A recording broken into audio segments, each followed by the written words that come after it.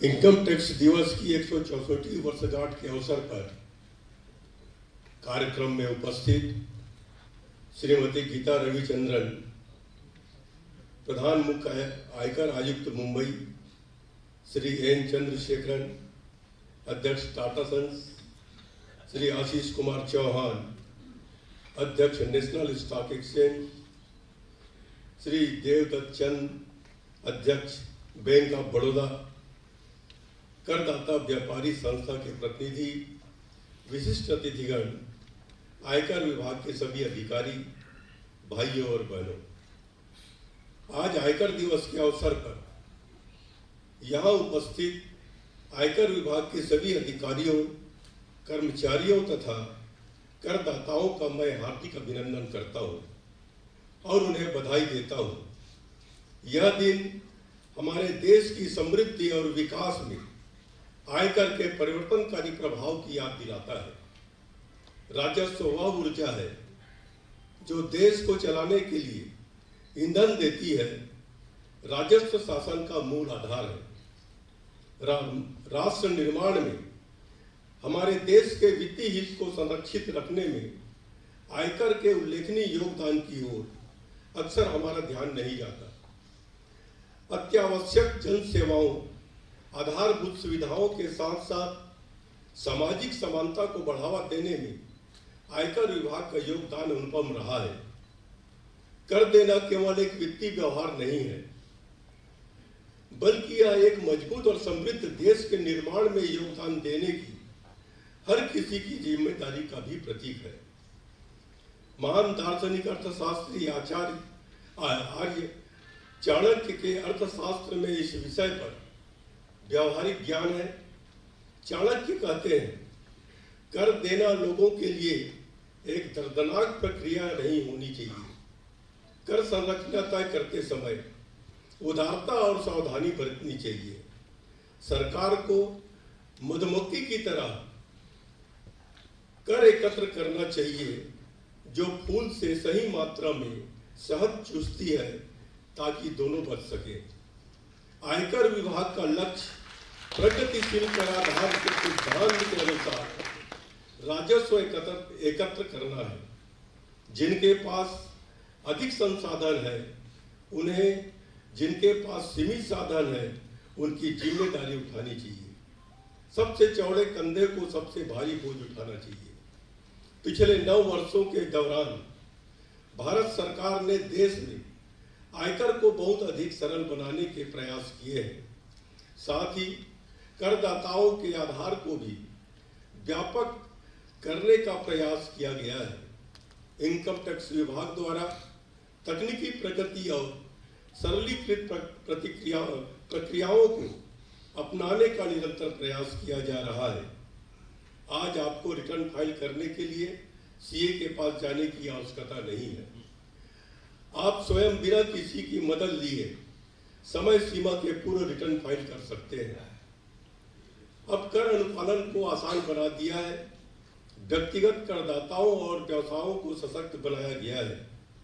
अब करदाताओं को कर कार्यालयों के व्यक्तिगत रूप से जाने और अधिकारियों से मिलने की कोई आवश्यकता नहीं है। फेसलेस कार्रवाई से पारदर्शिता और जवाबदेही बढ़ी है। विश्वास आधारित कराधान प्रणाली के परिणाम स्वरूप कर संग्रह में सुधार हुआ है और रिटर्न दाखिल करने की संख्या में भी वृद्धि हुई है। मुझे ज्ञात किया गया है कि वित्त वर्ष 2013-14 और 2022-23 के बीच केवल 9 वर्ष में कर संग्रहण में 167% की अभूतपूर्व वृद्धि हुई है। इस अवधि में पूरे देश में दाखिल किए गए आयकर रिटर्न की संख्या 2,96,00,000 से बढ़कर 7,63,00,000 हो गई है। वर्ष 2025 तक भारत सरकार ने $5 ट्रिलियन की अर्थव्यवस्था बनाने का संकल्प किया है। महाराष्ट्र सरकार ने भी अपने सामने $1 ट्रिलियन अर्थव्यवस्था बनाने का संकल्प किया है। इस लक्ष्य को हासिल करने में आपकी भूमिका भी अहम होगी। हम सब के लिए गर्व की बात है कि अकेले मुंबई का आयकर में योगदान पूरे देश की तुलना में 1/3 है। पूरे देश में 16 लाख करोड़ रुपए प्रत्यक्ष कर संग्रहण में अकेले मुंबई का हिस्सा 5 लाख करोड़ रुपए है, जो लगभग 30% है। राजस्व संग्रहण में वृद्धि के परिणाम स्वरूप महत्वपूर्ण क्षेत्रों में उच्च निवेश होगा, जिससे सरकार को आत्मनिर्भर भारत के दृष्टिकोण को साकार करने भी सहयोग मिलेगा। यह एक स्वीकृत तथ्य है कि भारत में कर संस्कृति का अभाव है। इसके लिए कई कारण हैं। कई भारतीय इतनी वार्षिक आय नहीं अर्जित करते कि वे आयकर का भुगतान करने योग्य भी हो सके। लेकिन एक बड़ा कारक भारत की विकास ग्रामीण और भूमिगत अर्थव्यवस्थाओं से भी जुड़ा है। सरकार ने आयकर रिटर्न की तेजी से प्रसंस्करण के लिए नई प्रणालियां भी लागू की है। इसके परिणाम स्वरूप रिफंड की प्रथा से जारी करना सुनिश्चित किया जा रहा है। उपरोक्त सभी कर पहले अमृत काल में देश की अर्थव्यवस्था को एक और समावेशी मजबूत आधार की ओर ले जाने के लिए कटिबद्ध है। आज राष्ट्रों के वैश्विक समुदाय में भारत का स्थान काफी ऊंचा है।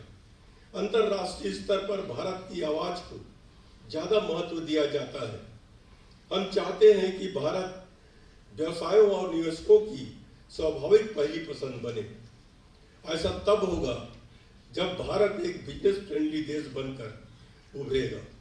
प्रत्यक्ष और अप्रत्यक्ष कर प्रशासकों की भूमिका बहुत महत्वपूर्ण होगी। हम में से प्रत्येक की जिम्मेदारी है कि हम अपनी ईमानदारी, सत्यनिष्ठा, पारदर्शिता और प्रतिबद्धता के माध्यम से ब्रांड इंडिया का निर्माण करें। महाभारत के एक प्रसंग में युधिष्ठिर रामकाज की सलाह लेने के लिए भीष्म पितामह के पास गए।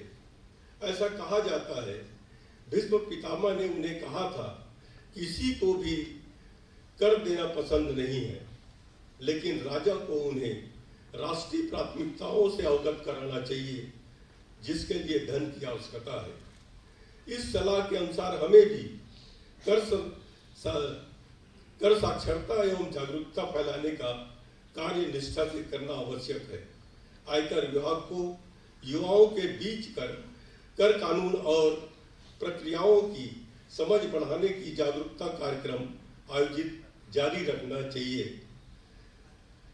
आजकल लोग टैक्स पटाने के लिए जो पीछे हटते हैं, उसका मैं जो अर्थ निकाला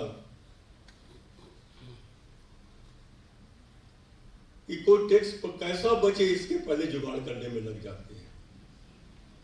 सीए के पास जाएंगे। लेकिन हमें देश की हमारी जो जवाबदारी है, समाज के प्रति हमारी जवाबदारी है, इसके लिए बड़ा दिल चाहिए, सोच चाहिए, त्याग की भावना चाहिए। एक उदाहरण मैं आपको बताऊं। जब रामचंद्र जी लंका जा रहे थे, उस समय राम सेतु का निर्माण हो रहा था। उस समय के इंजीनियर नल, नील, हनुमान जी सभी राम सेतु बनाने में लगे थे। लेकिन एक गिलहरी, छोटा सा गिलहरी, रेत में लौटकर वो समुद्र में जाती थी और उसको रेत को झड़ाकर फिर से आकर रेत में लौटती थी और फिर वो समुद्र में जाती थी। और इस दृश्य को रामचंद्र जी देख रहे थे। गिलहरी से पूछा, आप ऐसा क्यों कर रहे हो? आपकी एक छोटी से रेत से क्या ये समुद्र में राम सेतु बन जाएगा? तो गिलहरी ने कहा, मैं इस पुल को बनाने के लिए मैं अपना सहयोग दे रहा हूं। ये छोटा हो क्यों ना हो, लेकिन इस निर्माण में मेरी भी सहभागिता है। और आज हम अपने देश के निर्माण में भी हम सभी योगदान करें। इसी भावना के साथ मैं अपनी बात करना चाहता हूं।